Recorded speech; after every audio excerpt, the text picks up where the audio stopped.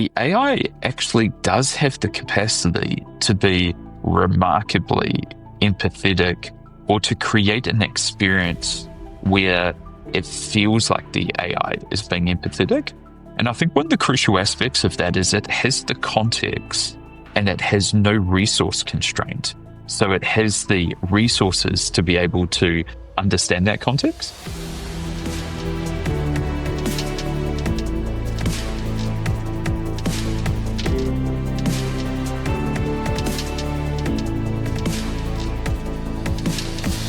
Can empathy be the key to transforming your leadership style?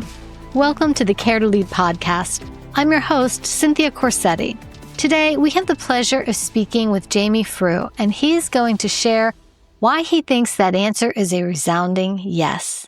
Jamie is co-founder of Carepatron, a platform dedicated to streamlining healthcare practice management. Jamie has extensive experience in healthcare technology and is passionate about integrating empathy into leadership to foster better workplace environments. Jamie, it is such a pleasure to have you here today, and welcome.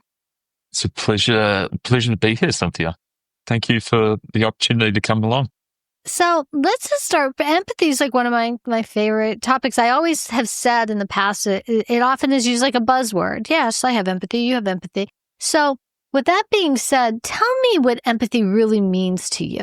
Yeah, I think it's a good question. I think empathy is quite contextual in the way that you apply it and the way that you define it may be different, say, in a group context or in a one-on-one sort of context. I think at its core, empathy, particularly in a leadership environment, is really about understanding the experience from another person's perspective and then being able to really kind of empathize with how that individual is experiencing that moment, if that makes sense.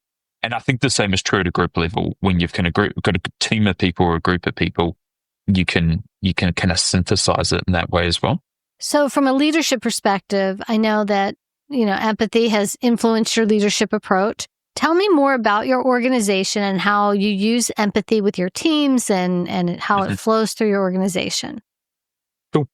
So at its core, we are a community of healthcare kind of technologists, healthcare practitioners and advocates who have built and are expanding, really the world's first AI-powered healthcare operating system.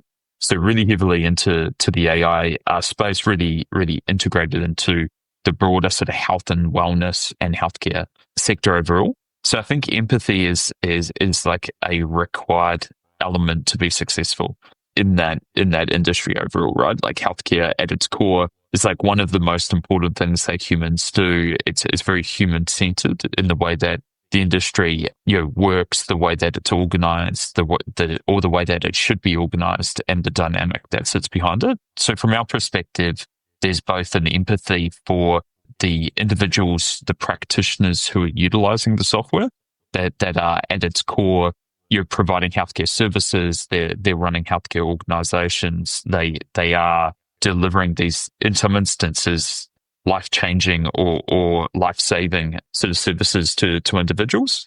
I think there's another component of that is the individuals who are actually receiving the service, the experience that they have, their needs, their dreams, kind of pains and kind of potential challenges.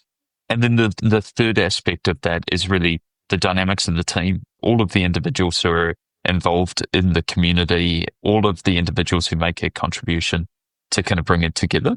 And so I think the empathy dynamic is like really integral to what we do and is integral to the way that we think about it. We probably apply a different mechanism depending on which audience you're sitting in, because the type of engagement, the types of kind of challenges are going to be different. So something you said that I kind of want to circle back to a little bit is you talked about incorporating AI into a lot of the software that you work with. Mm-hmm. And on one hand, you could say AI pulls empathy away from everything because it's dehumanizing. But I think another way is that you're allowing the humans that are operating it to have more space for empathy because AI is taking a lot of the tedious, crazy stuff away from them so they can be more empathetic. It's really interesting. I think like AI, particularly the application of AI in sort of medical and healthcare, this era of AI is so early. It's expanding so quickly. It's doubling in performance every sort of 8 to 12 weeks at the moment. So it's really improving very, very quickly. And so it's hard to know, what it's going to look like in 12 weeks, let alone, 2 or 3 years.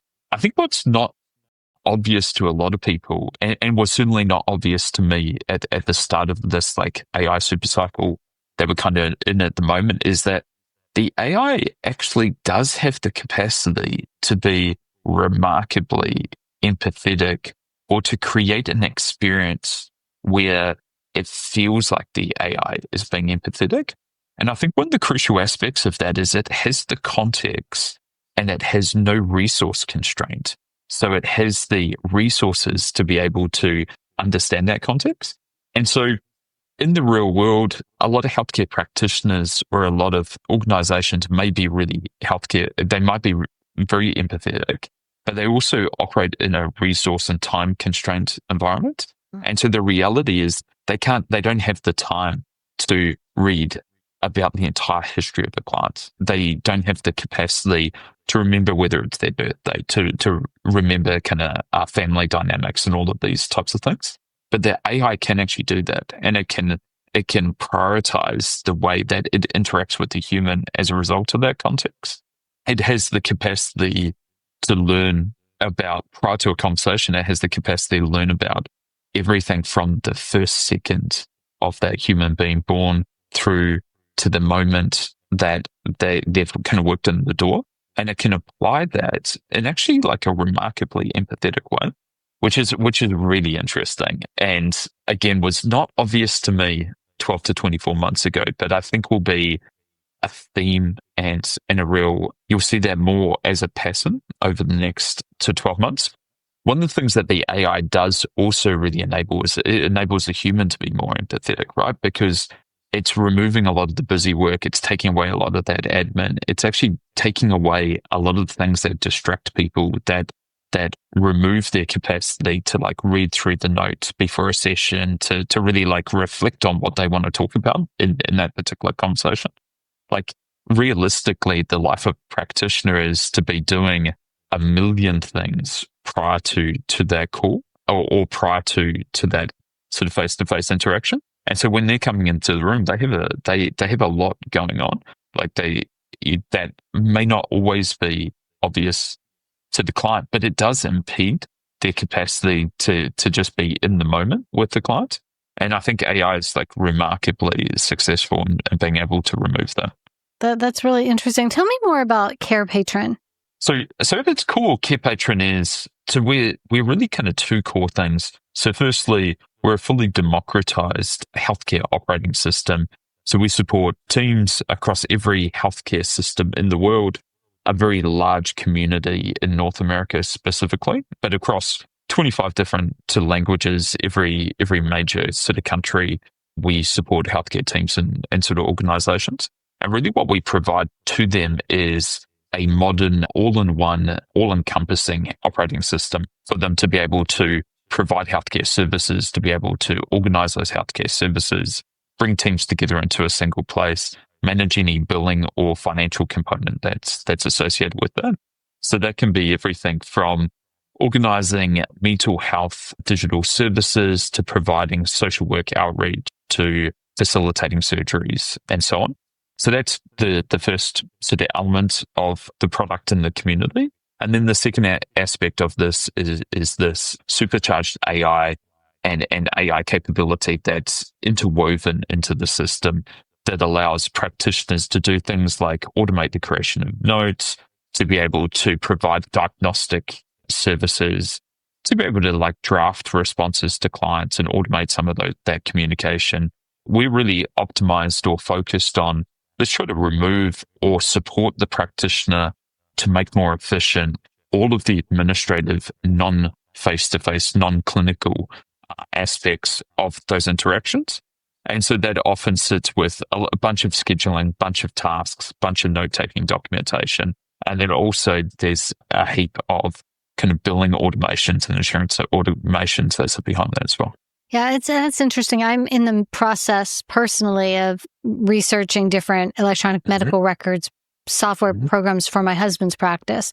Oh, interesting. And I've been asking all of them, like, what's your AI? Like, how are you integrating AI? And he's an ophthalmologist, so it's very specific to ophthalmology, but they don't have an answer. They're going, not yet, or. And I think that's really important because I think you're right. There's so much it can do with AI in that kind of thing. It's really interesting. And I think, and so my hope is that all EHRs and management systems, operating systems, they're all kind of the same thing, really move as quickly as possible into that AI era. Because I think there's immense kind of benefits to the practitioners and clients within that. Unfortunately, for a lot of the tools, they were built just in a fundamentally different era of software and sort of technology. And I think in many instances, it's really difficult to retrospectively re-platform, to like rebuild the product to be able to operate in that sense. I think what you'll see is a lot of people kind of using point solutions. There are some really awesome AI tools that are just AI tools. So they're built to like overlay with the EHRs. They have some limitations to them, but a lot of practitioners will kind of lean towards that. And then within the next 2 months to years, what you'll see is a lot of those existing platforms will basically be replaced, and they'll be replaced by platforms like Carepatron that have been built from the ground up with AI being the focus. Like very similar to the migration from like in on-premise software to cloud software. Very few of the on-premise software packages were able to migrate to cloud because it's like fundamentally quite different, and they just weren't able to re-platform. They weren't able to make that change. It's interesting because you're making a large investment in something like EMR for, it's a fairly large practice. The first one we used for like 10 years, or he had used for 10 years, became obsolete. They weren't updating it anymore. And so we had to find a new one. And you hate to invest when you do know that within a couple of years, it will also be obsolete. I don't think there's a way around that. No, it becomes really difficult, right? And I think it's the right way of thinking about it is, hey, there may not be a tool here that's kind of built for this new like AI first era. And that's probably outside of your control within that particular niche, depending on what the needs are. However, in that instance, what you can do is, I think you pick what is best today, and then you really just ensure that you're building into the implementation, the ability to move to a new tool. Depending on the niche, you're probably going to be there like within 2 to 3 years. I think it'll be reasonably kind of universal. However, to be honest, it's been moving a lot quicker than what we anticipated.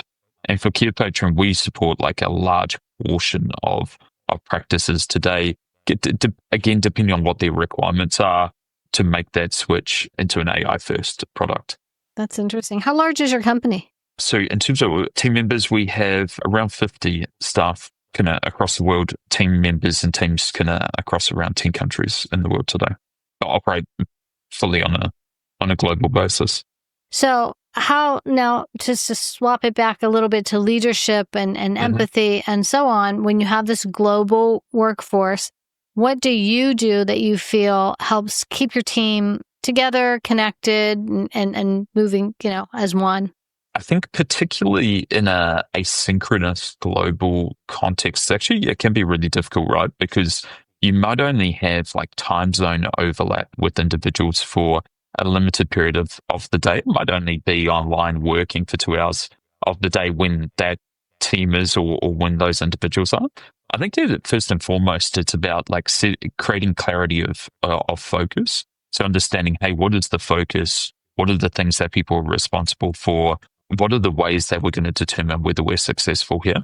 And then creating autonomy and independence across those teams and empowering those teams to be able to make decisions and to feel like they can kind of get after that product, that problem, or that opportunity without always having to engage you in that process, if that makes sense. And I think autonomy is really important to them.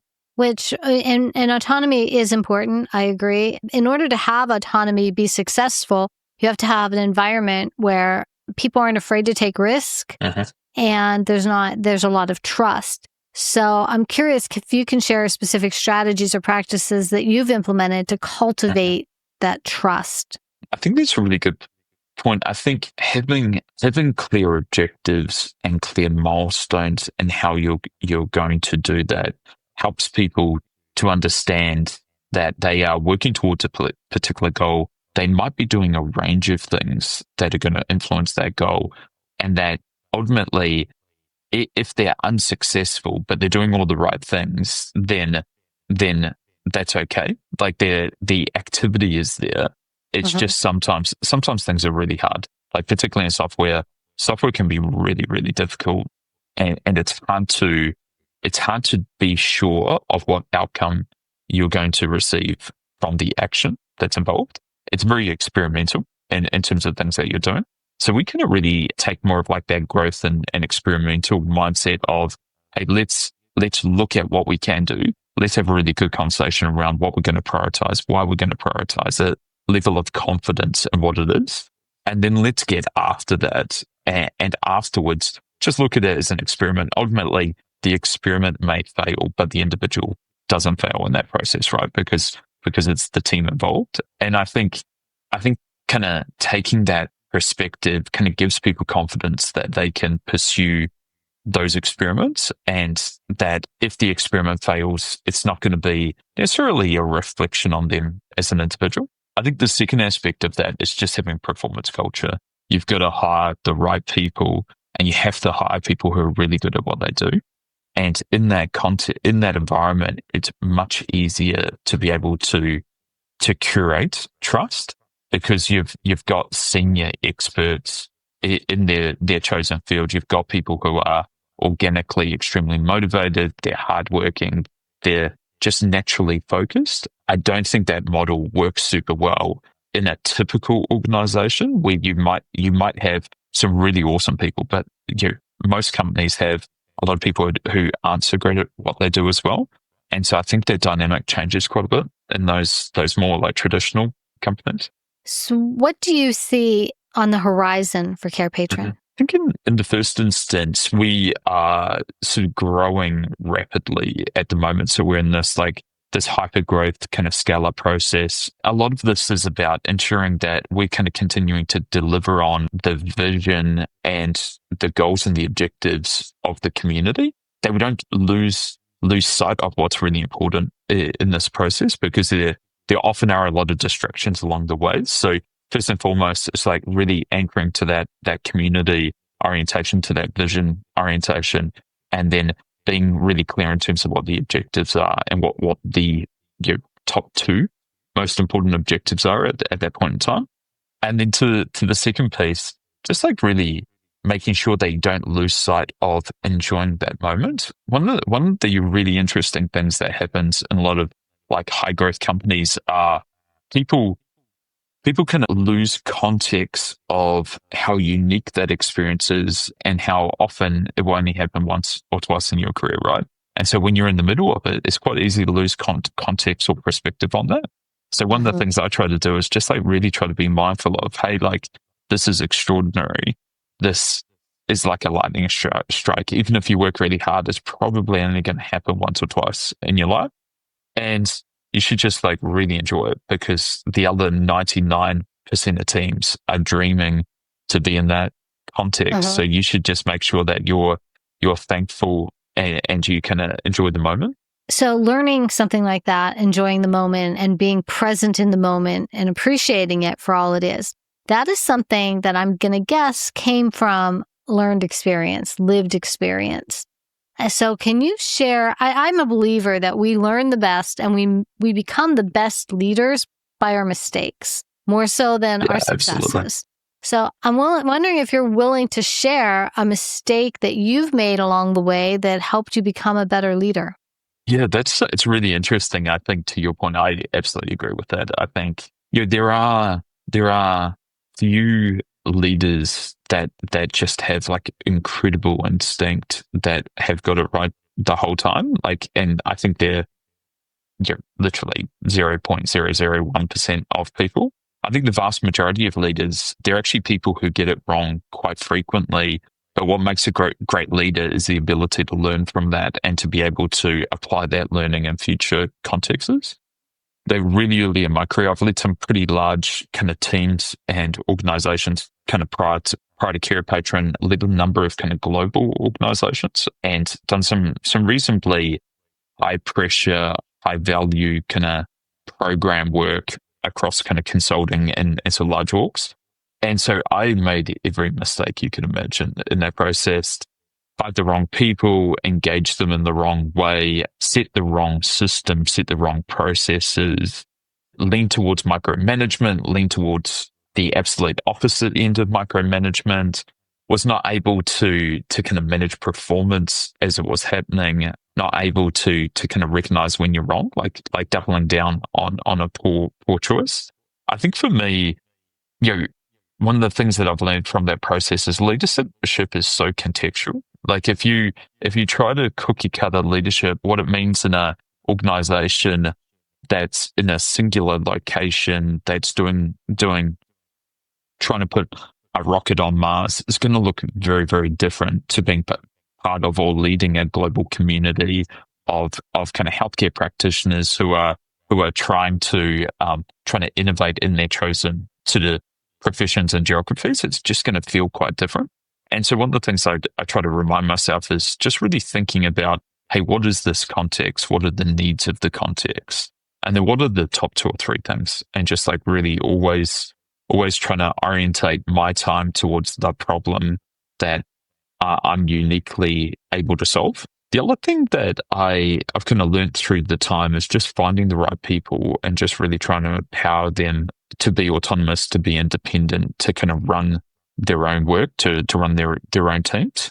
And if that isn't happening, to then go really deep into the details and try to support that individual to resolve what problems are happening in that space.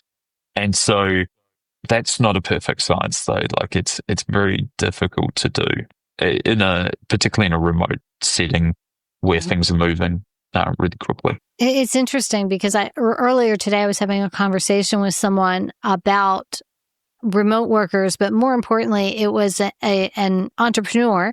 And what we were talking about is the importance of hiring people who also share an entrepreneurial spirit, because they can be very talented and they can be really good at their job, but it's that understanding of ownership.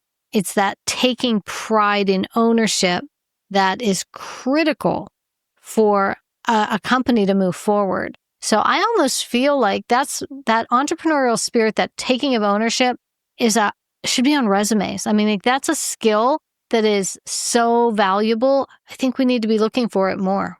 I completely agree with it. And it's very, very hard. It's hard to find. It's hard to find and it's hard to know when you find it, because it's ultimately you observe it in people in the way, in the nuance of how they react to a certain situation. But I think some people are just fundamentally self-driven. They're not just ambitious, because I think ambition sometimes can play out and sort of manifest in ways that isn't productive. But to your point, they take ownership, they're hardworking. And I think they're just really curious. The people, all of the team members that we have who really thrive, who are top performers, is curiosity. They're interested to understand how things work. They're interested to solve problems. They're interested to be part of a team that is solving problems in their own space. They're curious of what other team members are doing in other areas that might be adjacent, that might be quite far away from what they're doing. There's just this fundamental curiosity that's hit across that. That's perfect. The piece around remote, I think, is really interesting. And I think I'm not necessarily dogmatic to either approach. I think remote has been demonstrated in certain circumstances to be wildly successful. In office, we know can also be wildly successful. And I think when people start picking a side, it's very 2025, right? You have to have a perspective and you almost have to double down on it. And I think, again, it's very dependent on the individuals. There are remote teams in the world that are absolute first class, that are doing work that nobody else can do. And there are in-person teams that are also first class, that are doing work that nobody else can do.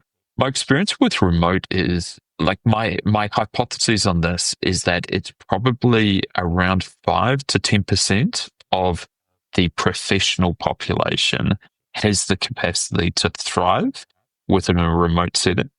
I think they are the same people who thrive in a in-person setting. So they're the same top performers from your in-person, but you can only hire top performers in a remote context. Because if you get people who just aren't across what they're doing, they don't have the attributes that we were just kind of talking about. They just feel unsupported. They just they're idle within that context. But I think almost all of your very best people seem to do really well in remote. And the challenge to make that successful is how do you only find those people and only hire those people? Right. That's a very good point. But I think you hit it a little bit. And like I said, I think where we're looking for technical skills and we're looking for experience and we're looking for job history, I'd love to see people start bulleting on their resumes, like curiosity. I have a lot of curiosity and ownership and pride in my work. Like those are characteristics that you really have to pull out in an interview because they're critical and almost more important than some of the other things. What advice would you give to your younger self? Now that you're in this role, if you could go back and give your younger self some career advice, what would that be? It's a really good question. I think I think when people are often coming out of university, and these days people aren't going to university. A lot of people that I'm coming across, they're skipping university. They're like self-teaching. Mm-hmm. I think in that instance, you should both focus on learning what you're good at, what you really enjoy doing, but equally, you should focus on learning what you don't like doing. So I think a lot of your early stages in your career is actually figuring out the things that you're not good at, that you don't enjoy doing. And then that helps to filter down to those areas that you do have an interest.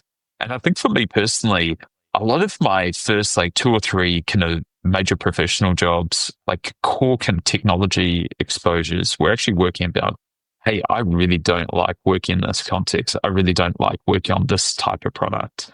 I really don't like working in these kind of environments. And to me, that has been really helpful to really filter down to what is going to be an environment that is fine tuned to your needs in the future. And so that's probably the guidance that I would give to young people or people early in their career. And I think it just helps to reframe, because it's very difficult for somebody early in their career to figure out what they're good at. I think that's actually a really difficult thing to do. I think it's much easier to figure out what you're not good at. I think that's valid. Here's another twist to that too, is that is true for young people, but I also have dealt with a lot of mid-career transition. And, just because you have been doing something for 20 years or 25 years and you're good at it, doesn't necessarily mean you like it. And at that point, when you're going to make a transition, it's not a bad time to sit back and say, do I really want to stay on this same path? That logically and resume wise, it feels like, yes, I need to do this. But if you really aren't passionate and excited and loving what you do, you might want to rethink that. I completely agree on this. I think we think of things as being kind of quite static, like, hey, I really enjoy doing those things, but that's going to change a lot over your career.